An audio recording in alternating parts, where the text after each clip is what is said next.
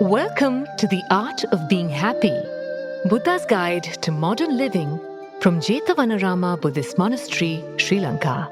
This intriguing talk series brings timeless Buddhist wisdom to help you navigate life's challenges through simple, practical insights. Each episode offers gentle guidance for finding peace and joy in everyday moments. Join us on this journey toward lasting happiness and inner peace. Brought to you by Sanathanavani, the voice eternal. We all enjoy pleasures in life. The ups and downs of life we always talk about, and so much so that it might sometimes feel that, if you didn't have the little pleasures that you enjoy in life, is life really worth it? Now, of course, we all know about the problems that come into our lives, right? The vicissitudes that we have to face from time to time, day to day, right? The downs of our lives we are all too familiar with. When things don't go right, bereavement in the family, perhaps there's someone in the audience who might have lost someone recently, right? And you know what that feels like. Perhaps there's someone here who expects that to happen sometime soon. Perhaps it's a parent or a grandparent, perhaps. Maybe it's someone that you didn't expect to say goodbye to so soon. Which reminds me of a story. I've shared this with you in the past, and those who have come to the talks at the monastery will know this, but I'll share it with you nonetheless because we talk about the subject of cancer. The first time that someone with the cancer came to see me, folks, they came with their family. And I remember that event to this day because I think the conversation that we had opened up a whole new avenue for a lot of people in the room. So this was the mother of the family. She was quite young, relatively. I think late 30s to early 40s. Came with the family and they had, I think, 2 girls and a boy. And so quite young family, teenagers, as you'd expect, and one actually quite a young boy as well. So they've lived quite happily and things have been going just fine for them until one day they realized that the mother's got a cancer. So she'd fainted one day, they'd rushed her to the hospital, and that's how they'd found out. Now for some of you, some of these stories you might be able to relate to, right? Because you've gone through some of these experiences.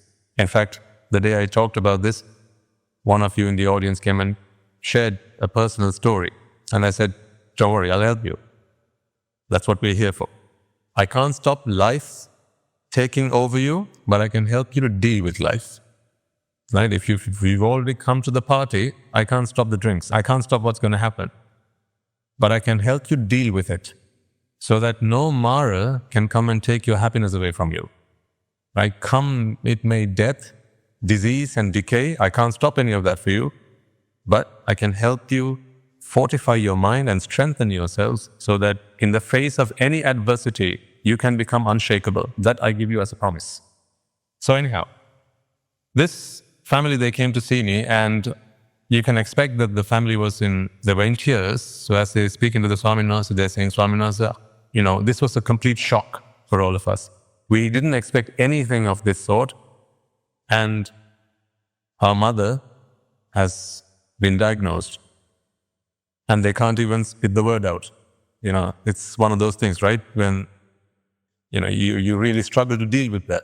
So you don't even want to say the word out, it brings a tear to your eye. Sometimes it can be quite a shocker for people. So I said, fine. Now you're all here because you feel that she's counting her last days and she's in a very difficult place. You feel sorry for her, right? So that's why you're here. And you're worried that she's going to die very soon and you're going to lose her as a result of that. I said, fine. Let's do a little bit of an activity. So I asked them to bring me a piece of paper and a pen, and I passed it around the room. So they'd come with some of their friends as well. So there were about 10 or 15 people in the room, and I said, in this piece of paper, on the left-hand side column, write down numbers from 1 to 15, because there were 15 people in the room. And I said, when the paper comes into your hand, write down the order in which you are going to die. Does that make sense?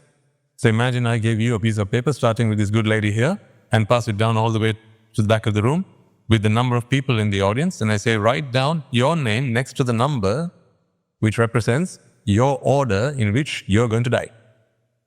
How far do you think it went around the room? How far do you think it went? It stopped. It didn't go any further than the first person. Because they took the piece of paper, pencil in hand, scratching their head, wondering, where do I put my name? So I said, let me help you. Let me make this easier, right? We know who's going to be first, surely. Right? You brought your mother with you who's got the cancer, and you're telling me that she's going to be dying soon, so that's why you're here. You feel sorry for her. You want her to listen to the Dhamma, right? That's why they brought her. They want her to listen to the Dhamma so that she can heal herself spiritually. They'd never come to the temple before, but they brought their ailing mother. So because they want me to preach to the mother, not to them, they're fine. They want me to preach to the mother. So I said, fine, so let's put her name as number one, and then the rest of you can follow, can't you? And then again, there's a moment of silence. I asked, why? What's the problem? But Swaminath, we can't really say that it's going to be her going first, can we? I said, oh, really? But isn't that why you brought her here today? Is it not because she's got the cancer and she's going to be the first to go? Are you not so confident about that? Isn't that why you brought her here and you want me to preach to her? And then they all said, we get the point, Swaminath, we get the point. We all think that it's going to happen to somebody else. Honestly, ladies and gentlemen, answer this question for me, will you? When you cross the street, right? How many times have you risked your life? But have you never seen someone make the wrong decision and then an oncoming vehicle, right? It crashes into them and then, that was the end of their story? How many times have we seen this, but yet we feel that it's not going to happen to us? When you go to a funeral, sometimes it might be to a young person's funeral. Maybe they're not very elderly. Perhaps, middle-aged people. Maybe even quite young people. You look at them and you say what? Sinno? I've heard people say this. Ayo, Sinno? This young boy? How youthful? What a shame that he has to go so soon. And then what do? At the end of that, after the funeral, we have our meal and then we, have a chit-chat with the rest of the family. And when we come home, and when we forget about that. And just carry on with life. But in that moment, right, it is a shocker for you. People so young, this can happen to. And you begin to wonder, might it? Nah, not to me. We all seem to have this sense of false confidence when it concerns ourselves. How good we are at giving advice to other people. But how seldom do we follow our own advice? Just think about it, especially when you're doing something risky. There's a reason for this. And as we progress in the Dhamma, ladies and gentlemen, you'll begin to understand why the mind works in these unimaginably, sometimes even foolish ways. If you think about it logically, it makes no sense, some of the things that we do. But in that moment, you feel a sense of confidence that I'm all right. But you better be careful, watch out, but I'm all right. In fact, you put yourself in the same shoes, you do the same thing, but you feel nothing untoward is going to come to you. There's a reason for that. And the reason is something called jati, which I'm not going to talk about just yet, but we will come to that very soon. It is what the Paticcasamuppada explains, dependent origination. It is all rooted in ignorance. Jati is a disease that happens in the mind, like we catch a cold. It is a disease that happens in the body. There are diseases that take over the mind. The Buddha's job was to teach us about those diseases because without his help, it would have been incredibly difficult, in fact, almost impossible. Not almost, in fact, impossible to understand the diseases of the mind. We'll unravel some of these as we go further. So that was the conversation I had about the cancer with the family. And then they realized, they better start looking after themselves as much as they do about the other people in the family. I say this to you because I'm quite proud of the fact that most of you will be family people. Most of you will be people who have someone else who you're responsible for. maybe a group of people, maybe an organization, maybe a family. But you're here today because you want salvation. You want salvation. You know that the things you've been doing all this time in your life have not really provided the answers that you sought. You have to agree. In fact, the very reason you're here, you heard about it from someone, there's going to be a Dhamma talk, right? So Dhamma comes from the Buddha, so it must be something that the Buddha has said. Let's go find out what the Buddha said. Why do you need to go find out what the Buddha said? Because he talks about suffering. He talks about the Four Noble Truths. And we've all heard what the first Noble Truth is. What is the first Noble Truth? The Noble Truth of suffering. Then you begin to wonder, okay, hang on. So the Buddha has spoken about suffering. I suffer. There are things in life that make me suffer. So surely he has discovered what suffering is, and then he went on to explain the cause of suffering, the eradication or the cessation of suffering, and the path to cessation of suffering. Excellent. So the Buddha has the remedy for my mental ailments. That is why you're here. In other words, we all admit that we suffer mentally. The reason we suffer mentally is because we're going after happiness. This is the most ironical thing there is. I can't think of anything more ironical than this. Remember last time we spoke about this, I asked you, are you happy or trying to be happy? Remember that conversation we had? So I'm reminding some of the old stuff we talked about because we want to make some headway today. Did you have a think about this? Am I happy or am I trying to be happy? Are you still trying to be happy? In life, we're still trying to be happy, aren't we? Someone who's trying to be happy is not what? Is not happy. What are some of the things we do to try and be happy? Now, the other day we talked about cake.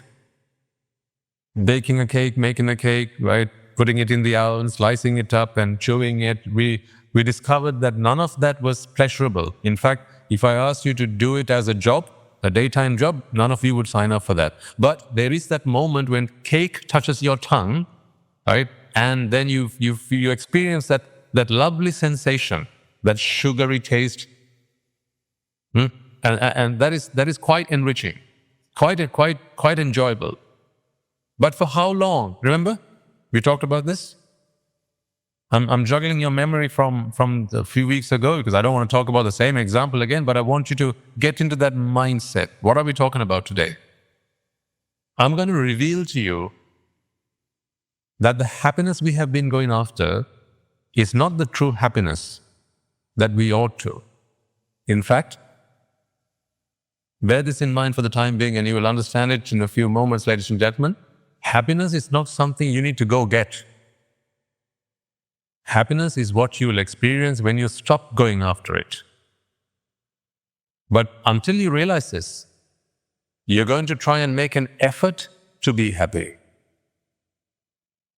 Remember, Angulimala ran after the Buddha after he was running after his mother. You know the story, right? And then the Buddha goes and says, he tries to save Angulimala because had he murdered his mother, that would have been a heinous sin, right? And you would not have been able to save him, or be called an anantariya papakarma. Why it's called an anantariya papakarma? We'll talk about these things later. So, after the Buddha called out to Angulimala, he comes running after the Buddha. Yeah? And he thinks, well, the Buddha is quite fair in complexion. He looks, full-bodied. So, his finger is worth the while. So he comes running after the Buddha and he says, Buddha, stop. Actually, he doesn't know that this is the Buddha. So he just says, stop. He calls out. He screams, stop. You, Shramana, stop. So what does the Buddha say? The Buddha says, Angulimala, I have already stopped. You're the one who's running. Now at this point, Angulimala is confused. As confused as you might be, perhaps, when I uttered the words, you're unhappy because you're running after happiness. So Angulimala stops, and at that moment, he asks the Buddha, you are a Shramana, and Shramanas don't lie. So whilst you're moving, why do you say you have stopped? While you're moving, why do you say you have stopped? And the Buddha says, I have already stopped Angulimala. You're the one who's still running. What does he mean by this? Now, I'm sure most of you, if not all of you, will have learned this maybe at the Dhampasal or at school, right, for Buddhism. And you've heard of this story. And perhaps in the way that we were taught it, or the way that we understood it, was that the Buddha was talking about physically moving, running, going somewhere. In fact, that's not what he was talking about. What he said was, I have stopped going after happiness. But you are still doing that. You're still going after happiness. You're still pursuing happiness. You're still going after a happiness that you will hopefully receive by doing something, by going after something. But the Buddha says, no, Angulimala, you don't need to do that. Stop and happiness is yours. I have stopped. Why are you still going? So this was the question the Buddha, so it was in fact a riddle that the Buddha put forward to Angulimala. Now Angulimala understood some of it. So he realized that Ramana does not lie. So he, having kneeled down, he says, Buddha, I don't understand what you're saying. Can you explain to me? And then, of course, the Buddha goes on to give a discourse. And at that point, Angulimala realizes that happiness is not something you have to go after. Happiness is with you. If you just stop going after it, you will realize you've already got it. That is why enlightenment is a realization. It's not a discovery. It's not something, it's not like Columbus who went to America and discovered it was there. It's what you realize you have with you if only you stopped looking for it.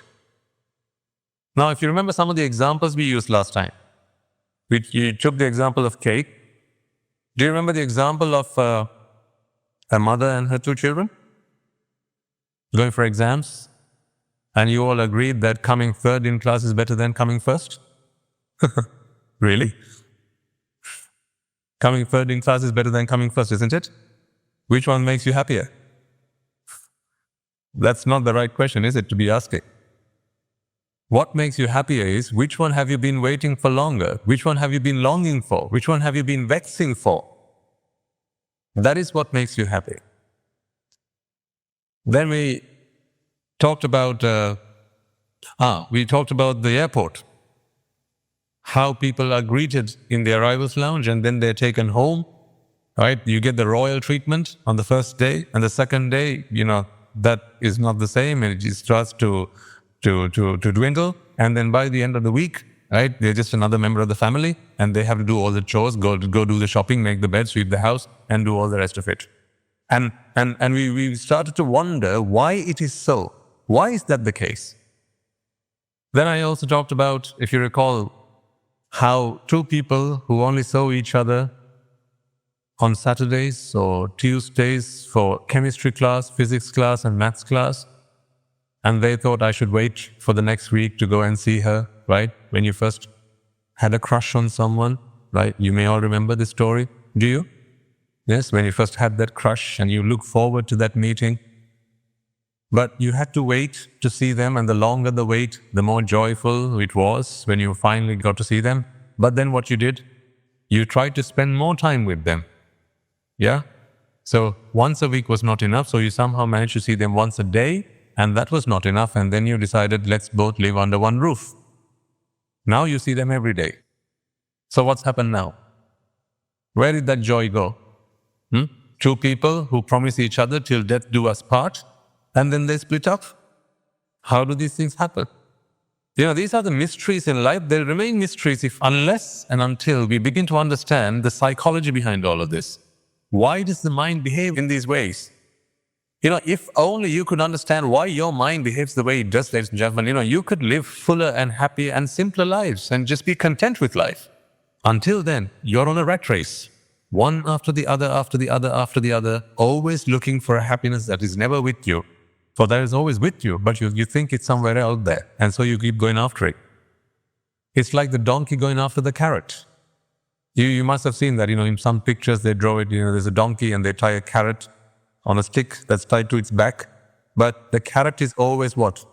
One step ahead of the donkey. So what does the donkey do? Always try to go forward in the hope that it's going to get a bite of the carrot. But the carrot smells sweet. So it can experience the smell of carrot, but it wants to taste the carrot. So it always tries to keep going forward, that hopeful, ever hopeful that one day I'll get to take a bite of the carrot. So what do you call someone who does that? Okay. That is what I used to call myself. So enough of this donkey business. I'm here to show you that happiness is yours. You don't have to keep asking someone for it. You don't have to beg someone for it. I feel sorry when a guy kneels in front of a girl and says, please make me happy.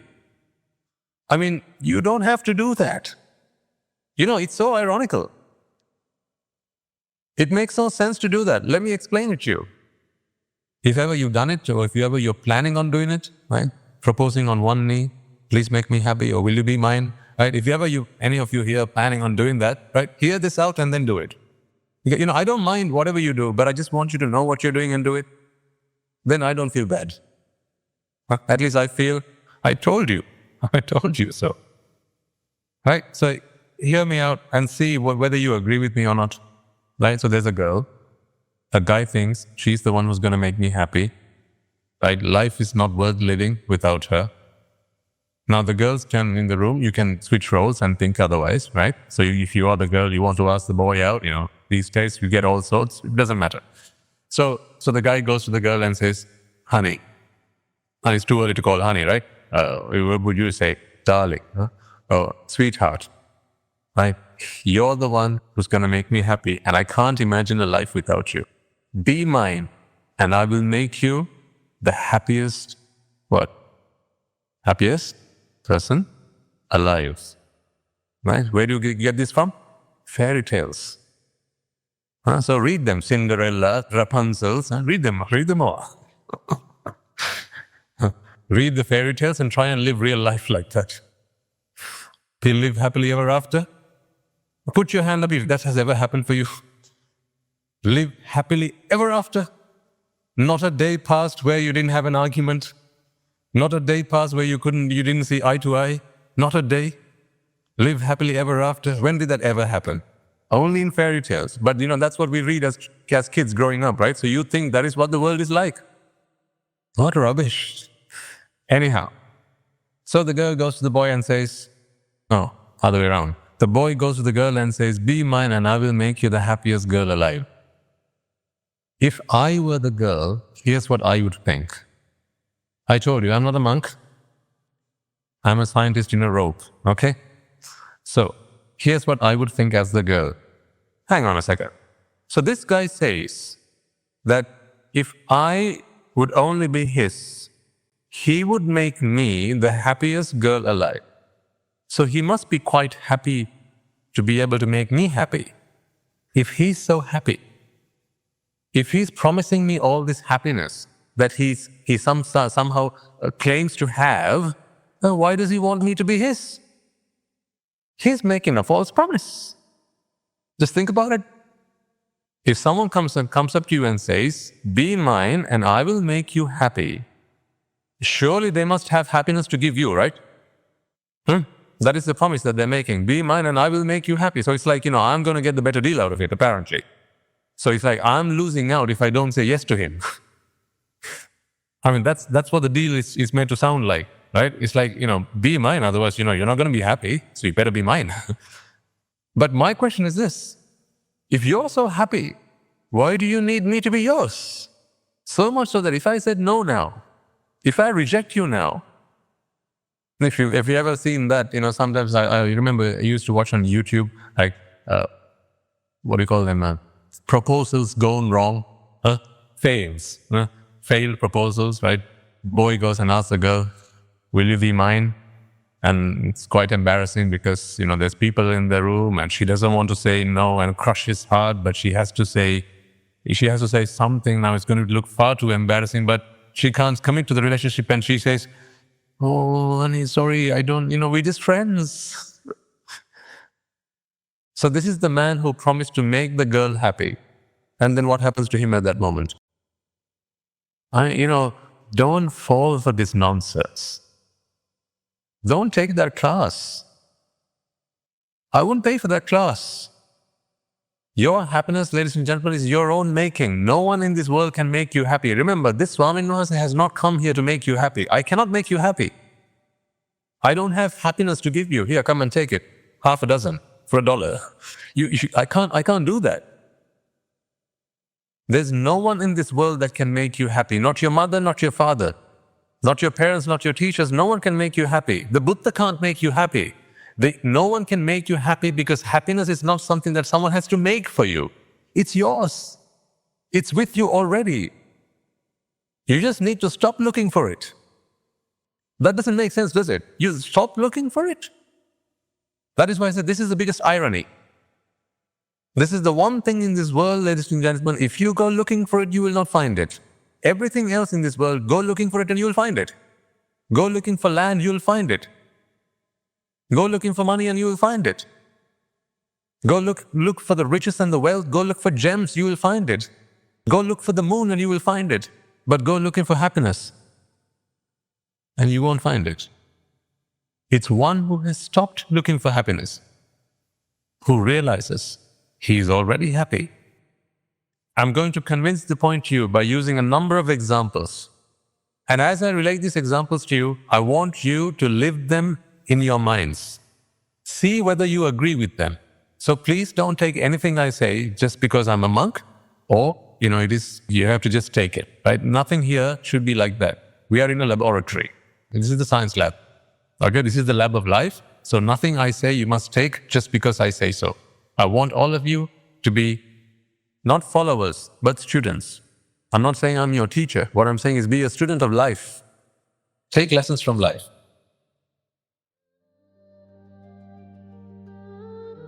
Thank you for joining us on The Art of Being Happy from Jethavanarama Buddhist Monastery. May today's wisdom bring you peace and joy in your daily life. We'd love to hear how these talks have touched your life. Share your experiences with us on +91 6361 803371. Until next time, may you find happiness in each present moment. Brought to you by Sanathanavani, the voice eternal.